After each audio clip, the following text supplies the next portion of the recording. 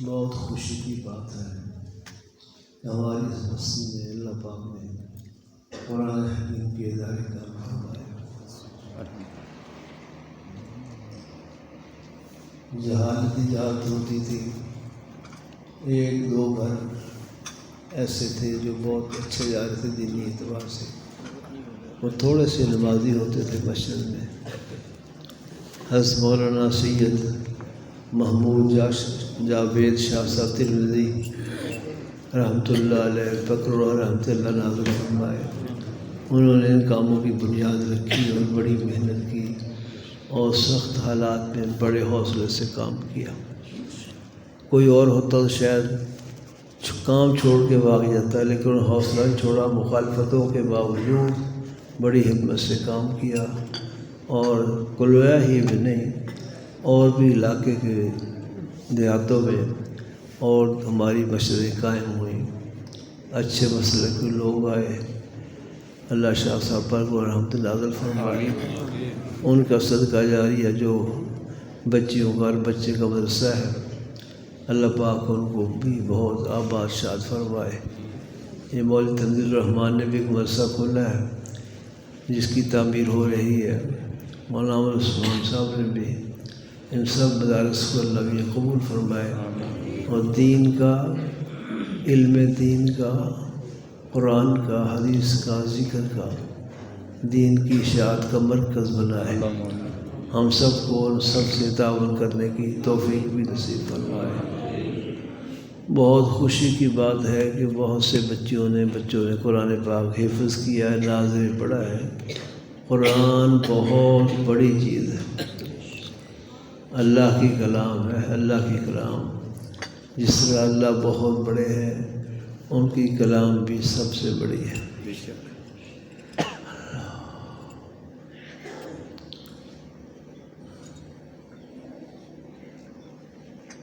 میں تو عرض کیا کرتا ہوں کہ دنیا کے بادشاہ، وزراء، عمرہ جمع کر لیں، جو بچہ حفظ کر رہا ہے، اللہ کا قرآن پڑھ رہا ہے، یہ تمام بادشاہ وزراء مل کر اس کے پاؤں کی خاک کے برابر نہیں ہے۔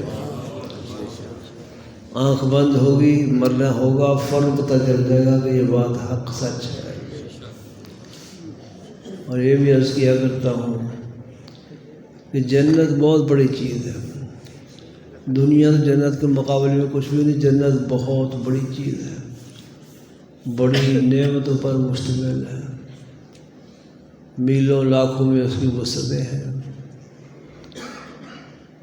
نعمتیں ایسی ہیں کہ اس کی چھوٹی سی نعمت کا مقابلہ دنیا کی ساری نعمتیں نہیں کر سکتی۔ جنت اللہ پاک ہمیں نصیب فرمائے، بہت بڑی چیز ہے۔ لیکن قرآن پاک کا ایک حرف جنت سے بڑھ کر ہے، جنت سے بڑھ کر ہے اللہ کی کلام۔ اس کی وجہ یہ ہے، کلام اللہ کی صفت ہے اور جنت اللہ کی مخلوق ہے۔ مخلوق ہونے کے ناطے سے جنت اللہ پاک سے باہر کی چیز ہے، اور کلام الہی قرآن حکیم یہ صفت ہونے کے ناطے سے اللہ کے اندر کی چیز ہے۔ اس لیے پوری جنت قرآن حکیم کے ایک آیت کا مقابلہ نہیں کر سکتی۔ اس سے آپ یہ اندازہ بھی کریں کہ اگر ساری جنت سے ایک آیت بڑھ کر ہے،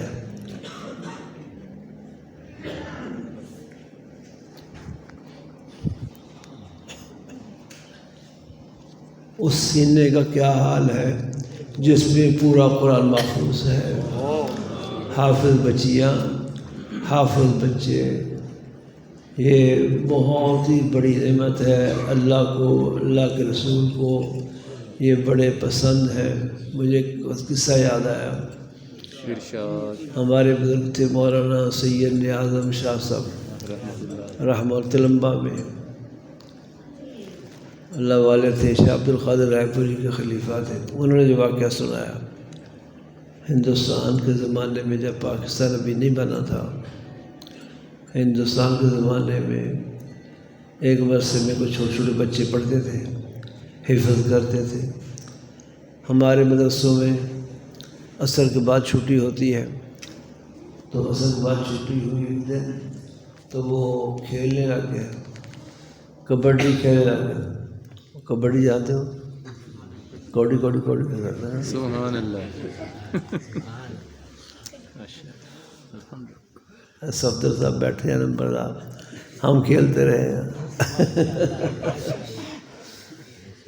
کبڈی کھیلنے لگ گئے، مسجد کے صحن میں کھیل رہے تھے۔ ایک چوس صاحب بڑے اچھے نے ایک آدمی تھے، وہ آئے، انہوں نے بچوں کو ڈانٹا ڈپٹا، بچے بھاگ گئے۔ ایک وہاں اللہ والے مجذوب کھڑے تھے، وہ چوس صاحب سے لڑنے لگ گئے کہ کیوں بچوں کو ڈانٹا ہے، کیوں بھیجا ہے۔ وہ کہنے لگے حضرت میں نے بچے کو گالی نہیں دی، مارا پیٹا نہیں ہے، ذرا مسجد کی حرمت کے خلاف تھا کہ یہ کھیل رہے تھے اس طرح، میں نے ڈانٹ دیا چلے گئے، آپ اتنا ناراض کیوں ہو رہے ہیں؟ وہ کہنے لگے جب بچے کھیل رہے تھے نا، میں نے دیکھا نبی پاک صلی اللہ علیہ وسلم سامنے بیٹھے بچوں کو دیکھ کر خوش ہو رہے تھے۔ یہ بچے بہت ہی اللہ کے ہاں مقرب، اللہ کے رسول کے ہاں مقرب ہیں جو قرآن پڑھتے ہیں۔ ایک واقعہ اور بھی یاد ہے،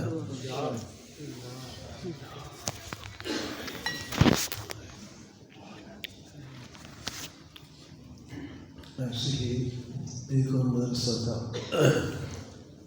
جب بچے قرآن حفظ کرتے تھے، پڑھتے تھے،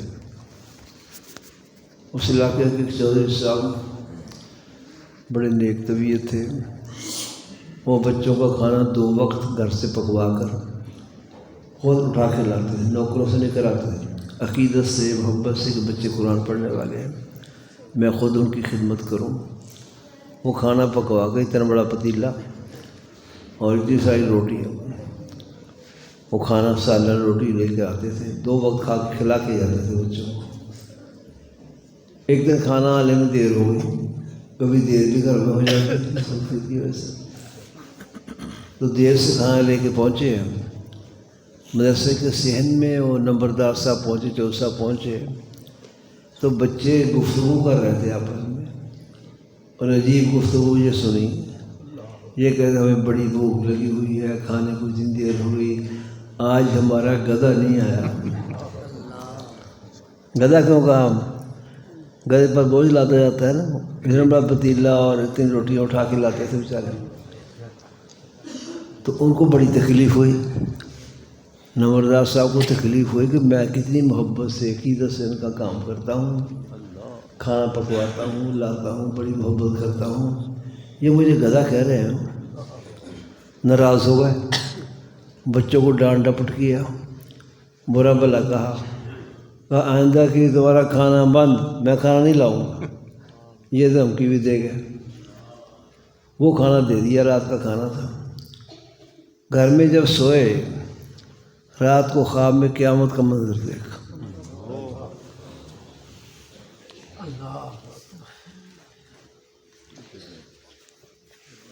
ٹوپی ٹھیک ہو۔ قیامت کا منظر اس طرح دیکھا کہ اللہ پاک لوگوں سے حساب کتاب لے رہے ہیں، جیسے قیامت کو حساب کتاب لے رہے ہیں۔ اللہ اس حساب کتاب کی ہمیں سمجھ اور کامیابی نصیب فرمائے، آمین، ہماری مدد فرمائے، ہم حساب کتاب میں اللہ کرے کہ پاس ہو جائے اللہ حساب کتاب لے رہے ہیں، کسی کے لیے جنت کا فیصلہ کر رہے ہیں، کسی کے دوزخ کا فیصلہ کر رہے ہیں۔ نمبردار کہتے ہیں میری باری آ گئی، مجھ سے حساب کتاب ہونے لگا، تو اللہ نے فرمایا یہ نمبردار جہنمی ہے، اس کو جہنم میں لے گا۔ وہ بڑا پریشان ہو گئے خواب میں۔ اتنے میں وہ بچے ظاہر ہو گئے خواب کے اندر، جن کو کھانا کھلایا کرتا تھا، وہ طالب علم، وہ آئے، وہ کہنے کہ اللہ میاں یہ تو ہمارا قضا ہے، اس کو معاف کر دیں۔ اللہ پاک نے کہ میں نے معاف کیا، لے جاؤ اس کو جنت میں، اس کو جنت میں لے جاؤ۔ نمبردار جو اٹھا تو رویا بھی اور خوش ہوا، رویا اس لیے کہ بچے اتنے مقرب ہیں، اگر بچے گی تو دے دو. چلو اللہ نے بچائی.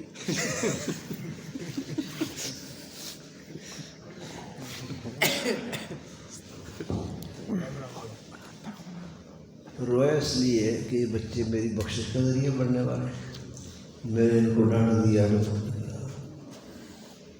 اور خوش ہوا اس لیے کہ اللہ نے رہنمائی کر دی. ہو سکتا ہے زندگی بھر سے گمراہی میں رہتا کہ بچے غلط ہیں، پڑھنے والے ٹھیک نہیں ہوتے، ایسے ویسے ہیں. اللہ رہنمائی کر دی. پھر کھانا لے کے چلا گیا صبح کو، بچوں سے معافی مانگی اور کہا بے شک مجھے گدھا بنا لو.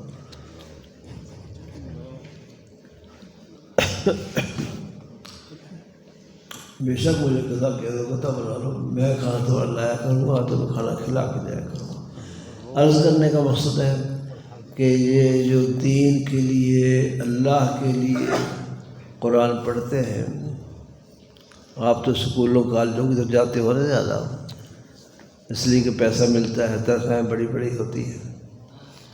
یہ سب کچھ تج کر، سب دولتوں پر لات مار کے صرف اللہ کے دین کو پڑھنے کے لیے جاتے ہیں. یہ جہاد ہے، جہاد. شریعت کی روح سے بھی جہاد ہے. ویسے ایک تازہ واقعہ پیش آیا، میں عرض کروں آپ سے. ہمارا ایک طالب علم ہے، پڑھتا ہے عبیدیہ میں فیصل آباد، پٹھان ہے. اس نے خواب دیکھا، خواب میں دیکھا کہ نبی پاک صلی اللہ علیہ وسلم جہاد کے لیے نام لکھ رہے، کہ جہاد میں جانے والے نام لکھوائے. اور ٹوپی ٹھیک کرو. سب سے پہلے نام لکھوایا ایک لڑکی نے جس کا نام سلمہ نام بچی نے نام لکھوایا. پھر اس خواب دیکھنے والے نے نام لکھوایا. پھر حضور پاک صلی اللہ علیہ وسلم فرمایا یہ سلمہ میری بیٹی ہے. پھر ان دونوں کا نکاح کر دیا. خواب میں حضور پاک صلی اللہ علیہ وسلم نے اور سلمہ کا خواب دیکھنے والے طالب علم کا نکاح کر دیا. یہ خواب آیا، مجھے سنایا. خواب آنے کے 1-2 دن بعد گھر سے ٹیلی فون آیا اس بچوں کو کہ ہم نے آپ کے لیے رشتہ تلاش کیا ہے، بچی مدرسے میں پڑھ رہی ہے، سلمہ اس کا نام ہے. اس لیے مدارس کھولنا، مدارس میں پڑھنا، قرآن و حدیث کو حاصل کرنا، یہ جہاد کا درجہ رکھتا ہے. اللہ پاک ہمیں اس کی عظمت نصیب فرمائے. یہ تو آپ نے سنا ہوگا، بارہا سنتے رہتے ہیں، حافظ بچی ہو یا بچہ ہو، اس کے والدین کے سر پر ایسا تاج سجایا جائے گا جس کی روشنی آفتاب سے زیادہ ہو. میں پوچھتا ہوں بھرا میدان قیامت کا. اور یہ عزت دی جا رہی ہے کہ کتنا بڑا اعزاز ہے ماں باپ کے لیے، کتنا بڑا اعزاز ہے. پھر اس مدارس کا فائدہ یہ بھی ہے، خود بچیوں کے مدارس کا خاص طور پر، کہ جو بچیاں مدارس میں پڑھ جائے گی انشاءاللہ وہ نیک بنے گی، نمازی بنے گی، اللہ رسول کی اطاعت کرنے والی بنے گی، پردے دار بنے گی. یہ پردہ اللہ کو بہت پسند ہے. خواتین کا، عورتوں کا پردہ بہت ضروری ہے. اللہ رسول صلی اللہ علیہ وسلم کے نزدیک بڑی شے ہے. اور امت میں سب سے زیادہ پردے کا ذوق سیدہ فاطمہ کا ہے.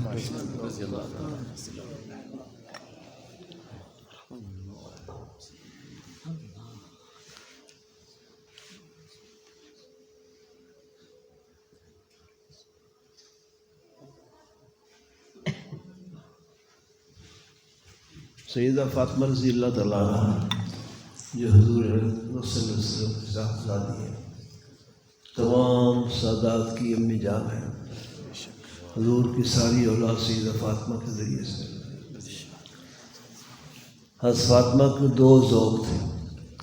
ایک عبادت کا ذوق، ایک پردے کا ذوق۔ عبادت کا یہ حال تھا کہ عشاء کی نماز کے بعد 2 نفلوں کی نیت باندھی تھی۔ حدیث میں آتا ہے ان 2 نفلوں میں ساری رات گزر جاتی تھی۔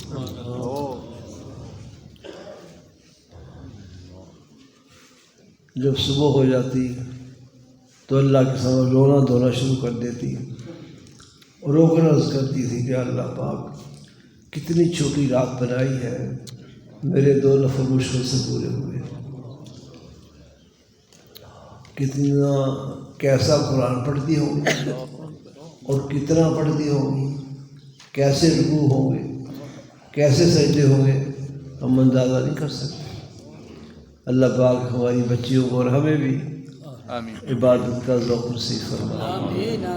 دوسرا ان کا پردے کا ذوق، پردہ اور حیا سیدہ فاطمہ پوری امت میں سب سے زیادہ ہے، اس لیے وصیت فرمائی ہے کہ میرا جنازہ رات کو اٹھایا جائے تاکہ جنازے کی چادر پر بھی کسی نامحرم کی نگاہ نہ پڑے۔ ایک دفعہ نبی پاک صلی اللہ علیہ وسلم نے صحابہ کرام سے پوچھا بتاؤ سب سے اچھی عورت کون ہوتی ہے؟ کسی نے جواب نہیں دیا۔ سیدنا علی المرتضیٰ شیر خدا حیدر کرار رضی اللہ تعالیٰ عنہ گھر گئے، سیدہ فاطمہ کے سامنے سوال رکھا، انہوں نے جواب دیا کہ سب سے اچھی عورت وہ ہے جس پر کبھی کسی غیر مرد کی نگاہ نہ پڑی ہو، کسی نامحرم کی نگاہ نہ پڑی ہو، اور اس کی نگاہ بھی کسی نامحرم مرد پر نہ پڑی۔ بڑا مشکل کام ہے، سب سے اچھی عورت قرار دیا اس کو۔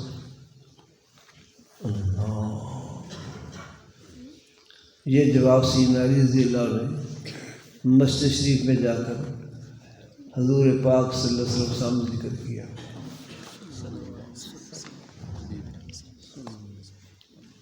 یہ بھی ذکر کیا کہ یہ جواب سیدہ فاطمہ نے دیا ہے۔ حضور اس جواب پر بہت خوش ہو گئے، بہت خوش ہو گئے، خوشی سے فرمایا فاطمہ بضعۃ منی، فاطمہ میرے ذکر کا ٹکڑا ہے۔ اس ذوق کی، اس عبادت کی، اس پردے کی بدولت اللہ نے سیدہ فاطمہ کو بہت بڑا اعزاز بخشا۔ حدیث میں آیا قیامت کے بڑے میدان میں ایک وقت پر اعلان ہوگا نکسوا رؤوسکم، اپنے سروں کو نیچا کر لو، حضرت محمد صلی اللہ علیہ وسلم کی بیٹی فاطمہ جنت میں جا رہی ہے۔ اللہ پاک ہماری بچیوں کو بھی پردہ اور حیا نصیب فرمایا، ہمیں ان کو ایسے ماحول میں بھیجنے کی توفیق دے یہاں یہ چیزیں سکھائی جاتی ہیں۔ آمین۔ میں مبارکباد دیتا ہوں ان بچیوں کو، بچوں کو۔